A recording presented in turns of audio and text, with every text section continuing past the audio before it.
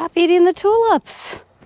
Hey, thanks for tuning in to Garden Hands. I have a few more chores that I need to get done before I can start planting some annuals and perennials that I've bought out in a few more garden beds.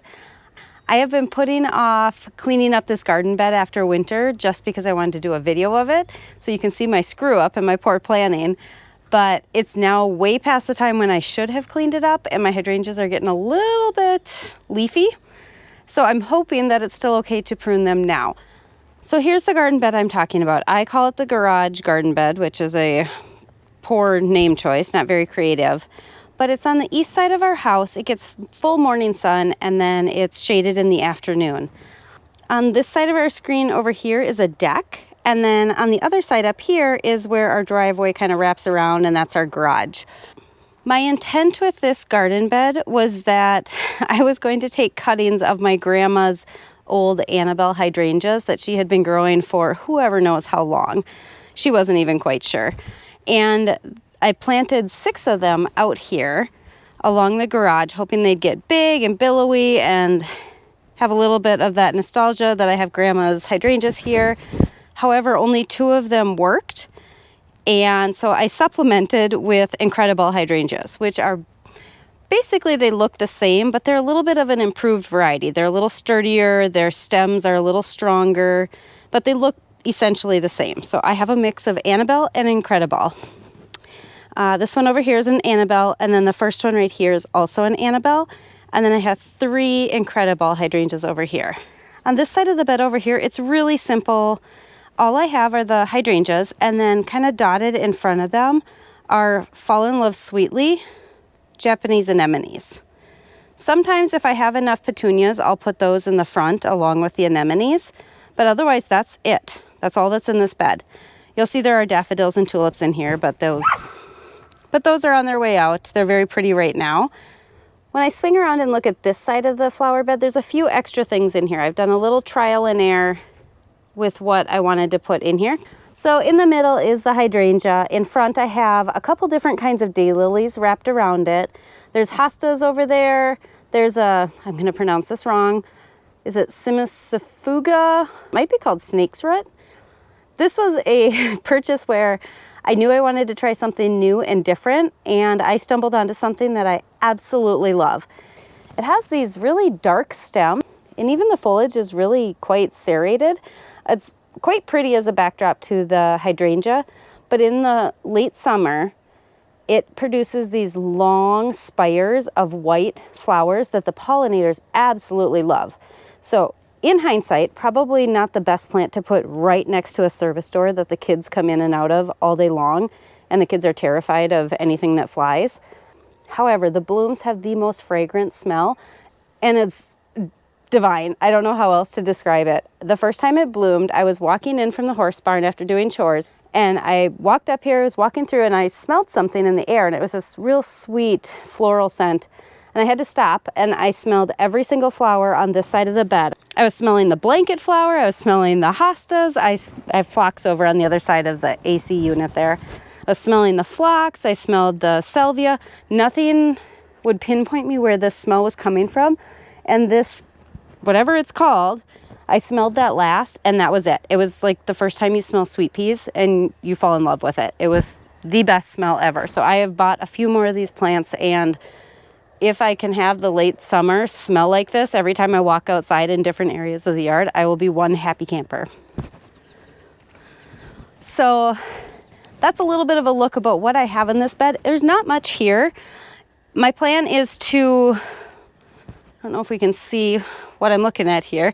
My plan is to re-edge this. I need to come in and actually do a better job of edging it this year. I'll probably bump it out a little bit just so I have a little bit of mulch in front of the Japanese anemones. They do spread or naturalize a little bit, not terrible. I think they're more contained than what the old varieties might have been, but I want to encourage it. I'd love a little hedge in front of the hydrangeas of Japanese anemones. They're absolutely darling. So I want to encourage them to grow a little bit more, but I would like to have some definition between the bed and the yard. And right now they're kind of creeping into each other's space. So the issue that I wanted to show you where I screwed up. So when I planted the hydrangeas, I knew that I wanted to have kind of a taller plant to take up a little bit of the garage, and something simple in front of it, maybe 2 layers in front of it. What I didn't account for was the eave. And being in zone 4, we get a ton of snow in the winter, and you can see the damage that it did to them this year. It just crushed all of the hydrangeas. The Incrediball stood up a little bit better, but I believe part of the reason they made it through more successfully is that they are a newer plant. I planted Grandma's hydrangeas a year before, so they're a little more established, but yeah, they took a beating. Normally when I prune these hydrangeas, I'm looking to prune in the very early spring before they have this kind of foliage on them. This is way past when you should prune them. So fingers crossed they actually make it through this pruning. But I will prune off about 1/3. So I'll cut them, if they're 6 feet tall, I'll cut off 2 feet of them. However, the snow load from the roof took off more than 1/3 of the plant. So what I think I'm gonna do, and I did see this on an Instagram, it was a class that was done on Instagram where they pruned their hydrangeas and they left some of the stronger stems higher to provide a framework for the rest of the stems. As they get taller and they put on their growth for the year, and then they get those huge bloom heads. Let's see if I can find one. There's one back there. As they get those huge bloom heads, the Annabelles especially start to droop. And if they can rest on some of these taller supports that I leave, that might help them stand up a little bit more through the summer and the fall. With Annabelles, I noticed that as soon as it rains even a little bit, the whole plant just kind of droops down for a day or two. It'll bounce back, but the Incrediballs stay upright and can hold their bloom heads a lot better than the Annabelles do. So what I'm going to do is I'm going to clean up the hydrangeas, prune them back. I'm going to prune out anything that is broken. I'll just prune it right to the next bud node, and then kind of bring down the few that are actually standing tall. I'll prune them down about 1/3, and then I'm going to go through the bed and clean up any other debris. I'll leave the tulips in here for a couple more days. I'd like to take a picture of them before I forget to do that completely. And then there's some weeds. I see some thistles and stuff in here, but I'll clean all that up and call this bed good for the year. It would have been really nice to have all this done before the tulips started blooming, but you know what? You do what you can.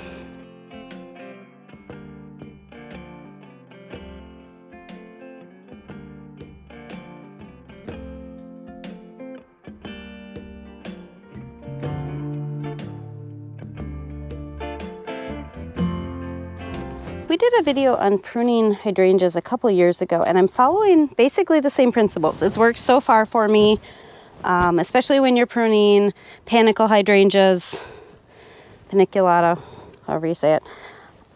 And what I'm starting with is pruning out any dead, diseased, or damaged stalks first. Anything that's bent or broken. It's incredibly easy to figure this out if you wait as long as I did, because everything is starting to bud up, so you can see exactly what is alive for the year. If you were to do this a couple months earlier, you will see little buds on the stems. And if you want to wait a couple weeks after they start to bud up, just to make sure you know what you're looking at, that is absolutely fine as well. Otherwise, go ahead and take off about 1/3.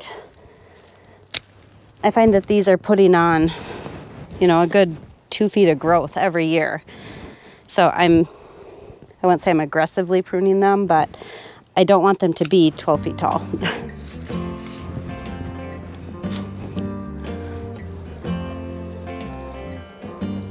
Another thing that I'm going to prune out are any very spindly little stems. Especially these Annabelles, they get very large and very heavy blooms. I don't want any of these spindly little stems. I don't know if you can see this. Cut it off. So here's an example of a spindly branch that I'm going to prune out. It's a lot smaller than some of the other ones that are in here, and I want only the strongest ones. Each stem is shooting off several new leaf nodes, and each of these are going to have several blooms on them. Even cutting out all these really thin stems, you're going to have a boatload of blooms in the fall.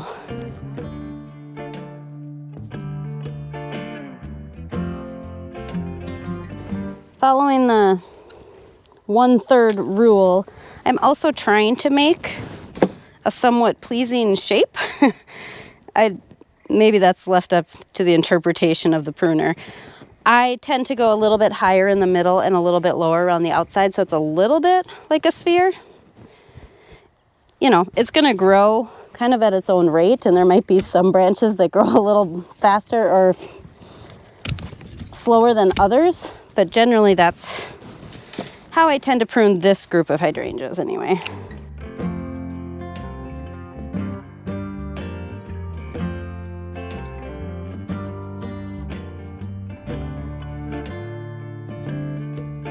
What I can really tell with these Annabelles that I got from Grandma is that they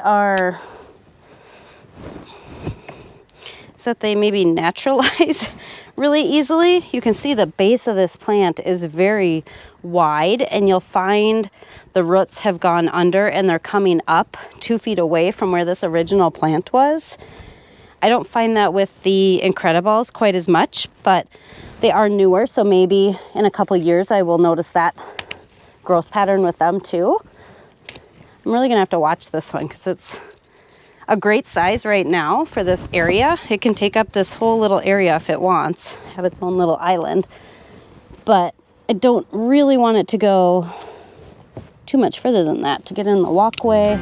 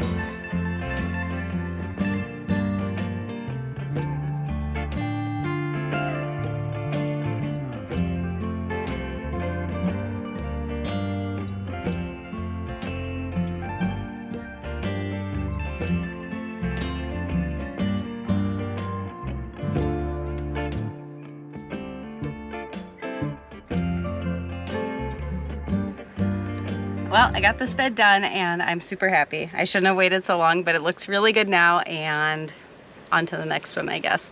Thank you so much for sticking with me, and I hope you come back and check out some of our videos later in the summer.